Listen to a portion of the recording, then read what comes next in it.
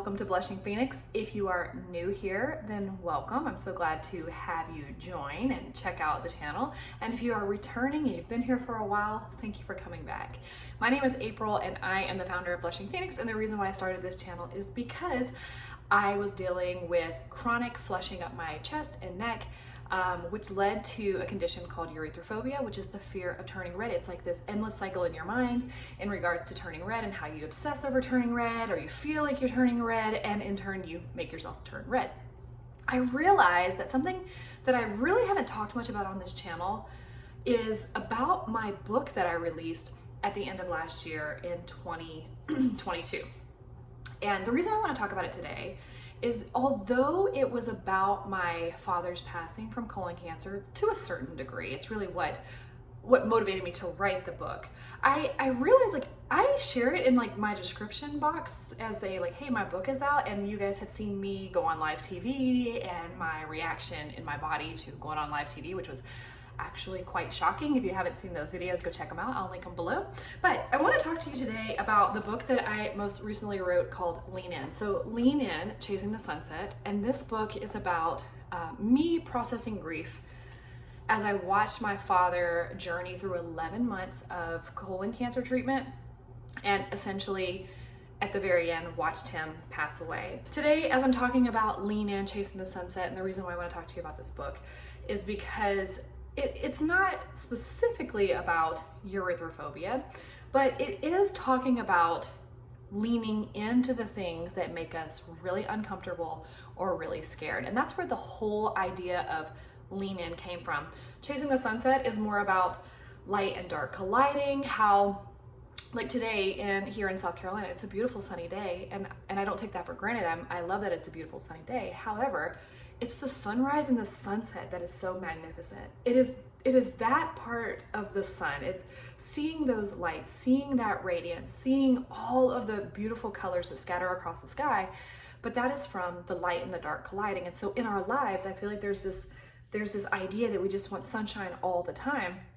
But it's truly the contrast that brings so much beauty and depth to our lives. And so the way that relates to erythrophobia and chronic blushing is that as I've been on this journey, I always speak from my own experience, but as I've been on this journey, what I've realized from, oh my gosh, almost 4 years ago when I first started this channel, was starting this channel so that I could have some exposure and I could talk to somebody, anybody who might listen, to know that you were not alone, that also know that I am not alone, because I knew I was talking to somebody who I felt could relate. And essentially, here we are.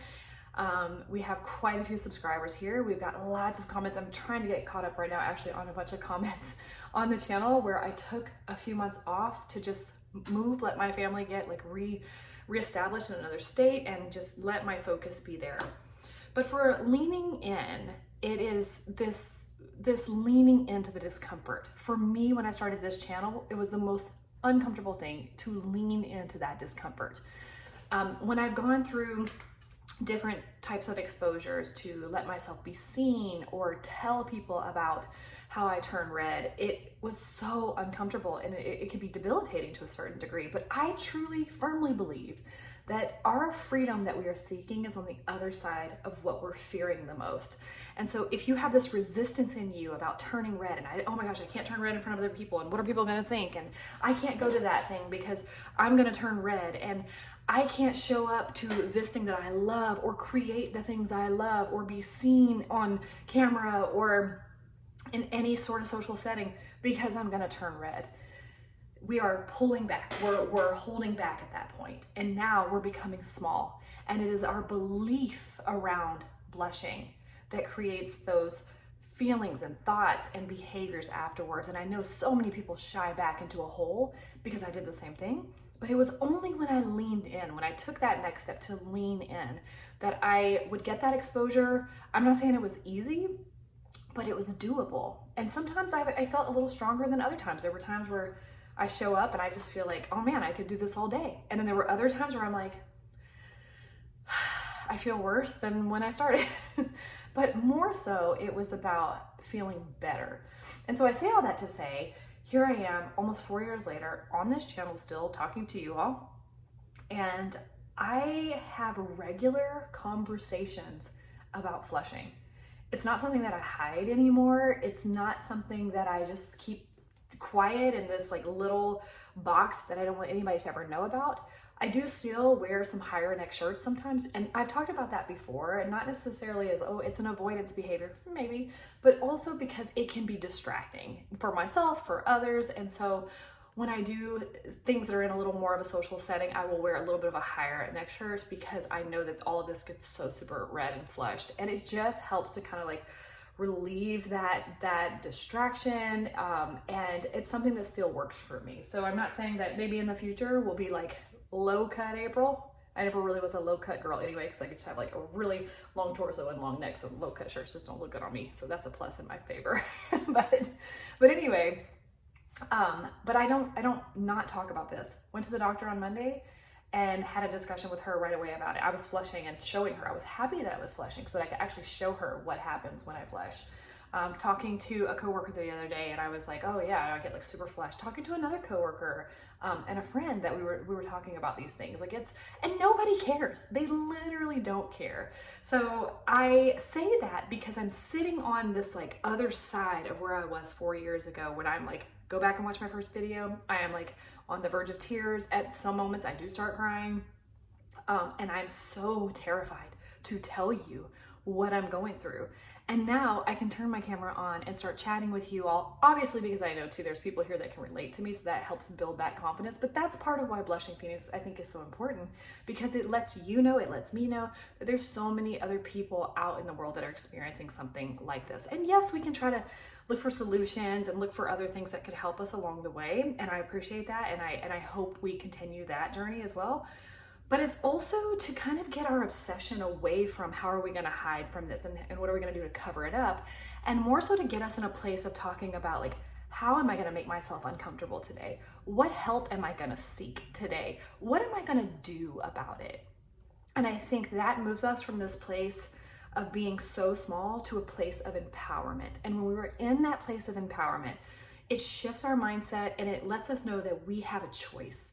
And I think a lot of times when we feel that we are rendered useless and we feel like we are backed into a corner and where depression starts to creep in, is when we feel like we have no choice, that we have no say-so, that we can't overcome this thing, and that we can't show up as ourselves fully as we are because of this thing.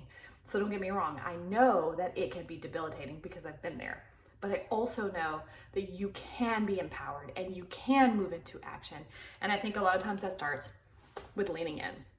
So to bring this all back to a close and tell you about this book again, I just wanted to mention it to you in case you were interested in checking it out, because I put a lot of my heart and soul into this book. Again, it's not about blushing, but I think that you could relate to it on such a deeper level. We don't flush because of one thing, I don't think. I think that it is like a web of different things inside of our nervous system, inside of our minds, just in our whole being, that has led to this flushing, that dilation of the blood vessels that is causing your skin to turn red.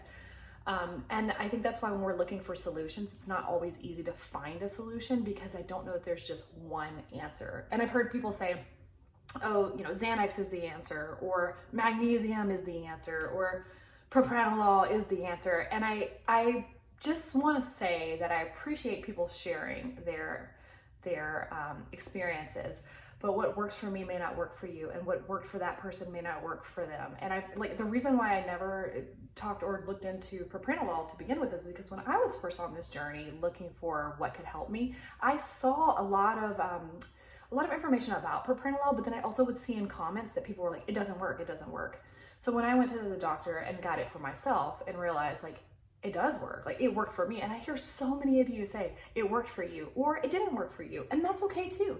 It's just because you tried one thing and it didn't work doesn't mean that you should stop your journey. It just means that that thing didn't work. And if you did try something and it worked for you, feel free to share that, but maybe be careful with generalizing that this one thing will work, because it doesn't always work for everybody else.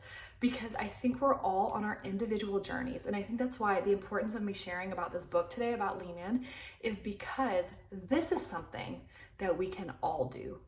We can all do this part. We can all lean in, whatever that looks like in your life. We can all chase that sunset. We can all take a moment to really just enjoy the beauty of that light and that dark that creates so much beauty around us. It's just about shifting your mindset. And so I'm not telling you you need to do that today in this moment, but I do think if you find something that can help you expand in your mindset and to expand in that empowerment state for yourself, you're going to create a different energy. Chemicals in your body are going to be different, as opposed to being fearful and shying back because you're so afraid of this thing of turning red. And so, yeah, if you're interested in checking out this book, feel free to check that out in the description box below. It is written in a poetic way. It is very abstract. And so if you're into those kind of things, you're probably going to love it. If you don't really understand all that abstract poetry type stuff, and I'm not saying like, it's not rhyming poetry, it's feeling poetry. And if that's your thing, definitely check it out. I think you could actually check it out on Amazon and see a little snippet of it. And I just really encourage you to continue to lean in. All right, my friends, I will see you in my next video. So rise up, rise up, rise up. When you've had enough, when the crowd gets rough, gotta stand up straight, gonna rise like a champion.